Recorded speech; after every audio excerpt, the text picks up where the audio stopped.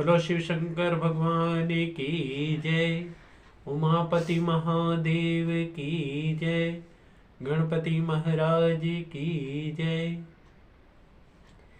मेरे प्यारे भगवान शिव के भक्तों, आप सभी माता सती के चरित्र का वर्णन सुन रहे हैं, जिसमें माता सती ने कल की कथा में भगवान का परीक्षा लिया और भगवान ने किस प्रकार उनका संदेह दूर किया। अब आगे की कथा आप विस्तार पूर्वक सुनिए। जब माता सती ने भगवान श्री रामचंद्र जी का जब परीक्षा ले लिया, तब उन्हें अत्यंत ही लज्जा का अनुभव हुआ और इस प्रकार वह कहने लगी कि मैंने यह कौन सा पाप किया जो मैं भगवान विष्णु को ना पहचान सकी और मैं अपने पति देव यानी भगवान शिव के भी वचनों पर विश्वास न की। इस प्रकार सोचते हुए भयभीत हो दुखी होकर मार्ग में लौट चली और मार्ग में उन्होंने सोचा कि शिव की अवज्ञा तथा प्रभु श्री रामचंद्र जी जो विष्णु होने पर अविश्वास किया, अब मैं शिव को क्या उत्तर दूंगी। यह सोचकर वह पछताती हुई और वहां पहुंच गई जहां भगवान शिव अपनी समाधि में लीन बैठे हुए थे। वहां पहुंचते ही उन्होंने भगवान शिव को प्रणाम किया और शिवजी ने कुशल क्षेम पूछकर हंसते हुए कहा कि हे सती, तुमने श्री रामचंद्र जी का जिस प्रकार परीक्षा लिया वह सब हमें पूरी बात बतलाओ। सती ने यह सुनकर लज्जा से सिर नीचे कर लिया और कोई उत्तर नहीं दिया। तब शिवजी ने ध्यान धर के देखा और जो चरित्र माता सती ने भगवान श्री रामचंद्र जी के साथ किया था वह सब कुछ उन्होंने ज्यों का त्यों जान लिया। उन्होंने अपनी पहली बात को जो भगवान विष्णु के राज्याभिषेक के समय बताया था वह सब स्मरण कर अत्यंत ही क्रोध किया। वह मन ही मन इतने क्रोधित हुए कि वह अब किसी से भी कोई बात कहने में सुखचा गए। भगवान ने हृदय में निश्चय किया कि अब मैं यदि सती को पत्नी रूप में प्रेम करता हूं तो मेरा प्रथम वाक्य झूठा हो जाएगा। सती जैसी स्त्री को मैं छोड़ भी तो नहीं सकता। यदि छोड़ता नहीं हूं तो मैं पहले कह चुका हूं वह झूठ हो जाएगा। अस्तुतः शिवजी ने पुनः सोचा और यह निश्चय किया कि इस तन से यानी इस शरीर से इस सती जी से अब भेंट नहीं होगा। जैसे रामायण में भी इस बात की वर्णन आई है। तुलसीदास जी ने किया अपने चौपाई में कहा है कि एहतन सती भेंट अब नाही। ऐसा सोचकर शिवजी ने पुनः सोचा और निश्चय किया कि अब सती से भेंट नहीं होगा। मैं अपने पहले वचन को झूठा नहीं कर सकता।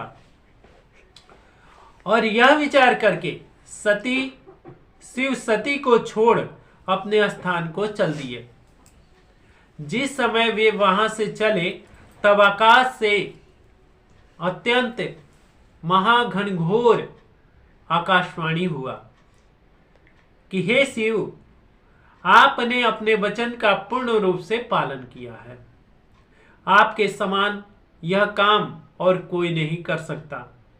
जो इस प्रकार अपने वचन का पालन करे। यह शब्द सुनकर सती अत्यंत भयभीत हो गई और उन्होंने कुछ सोचकर शिवजी से पूछा कि हे भगवान शिव, आपने क्या निश्चय कर लिया? आप सत्य सत्य बोलने वाले हैं। वस्तुतः आप मुझे सत्य सत्य ही बात बतलाइए। सती के बार बार पूछने पर भी भगवान ने यह सब बात छिपा कर रख लिया। यह देखकर सती को विश्वास हो गया कि शिव जी ने उन्हें त्याग दिया है। कुछ देर के पश्चात सती शिव जी से बोली कि हे नाथ, मैंने जो कुछ भी किया वह सब मैंने अनजाने में मूर्खतावश किया। जो मैं अब आप दूध का दूध और पानी का पानी कर लीजिए, क्योंकि प्रीति की यही रीत है। मैं स्वयं ही अपने कर्म पर बहुत ही लज्जित हूं। परंतु शिव ने इस बात को प्रकट करना उचित नहीं समझा। वे अनेक प्रकार की कथाएं आदि सुनाकर समय को टालते हुए और वह वहां से कैलाश पर्वत पर पहुंच गए। शिवजी मन में विचार कर बरगद के नीचे आसन लगाकर बैठ गया तथा अपने स्वरूप का ध्यान करने लगे। इधर सती मंदिर में उदास बैठी हुई हैं और उनका एक एक दिन युग के समान बीत रहा है, और परंतु इसके सिवा और किसी को भी यह हाल प्रतीत नहीं हुआ। दिन दिन दुख बढ़ता ही जा रहा है। वह सोच रही है कि दुख कहने योग्य तो है नहीं, पता नहीं इस दुख सागर से मैं कब पार हो जाऊंगी। मैंने शिव का कहा जो माना नहीं, यह इसी का परिणाम है। तीनों लोकों में ऐसा कौन है जो शिव की अवज्ञा करके और आनंद को भी प्राप्त कर ले। फिर वे मन में कहती थी कि हे शिव, आपका कोई भी दोष नहीं है। फिर मैंने जो कुछ भी किया उसका फल मैं प्राप्त कर रही हूं। वे भाग्य, हे ऐसे संकट में आप मुझे भगवान शिव के विरुद्ध क्यों कर रहे हैं। हे ब्रह्मा, ऐसे संकट के समय तुम मेरी मदद करो ताकि मेरा शरीर बदल जाए। हे मृत्यु, मैं तुमसे निवेदन करती हूं कि तुम मुझे इस संसार से उठा लो। शिवजी को इस प्रकार समाधि में 87,000 वर्ष व्यतीत हो गया। इतने समय के पश्चात जब समाधि से जागे तो उन्होंने सती को अपने सन्मुख खड़ा देखा। शिवजी ने उनको अपने सन्मुख बैठाया तथा इस बात को समाप्त कर अन्य बातें आरंभ कर दिया, जिससे सती को कोई दुख नहीं हुआ। इस प्रकार वे प्रसन्न रहने लगी। शिव ने भी अपने प्रण को नहीं तोड़ा।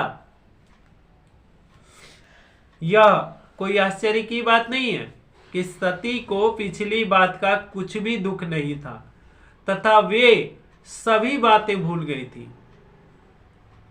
शिवजी प्रत्येक शरीर में है, परंतु बहुत से मुनि यह कहते हैं कि शिव और शक्ति का विछोह यह पीछे के वचन है।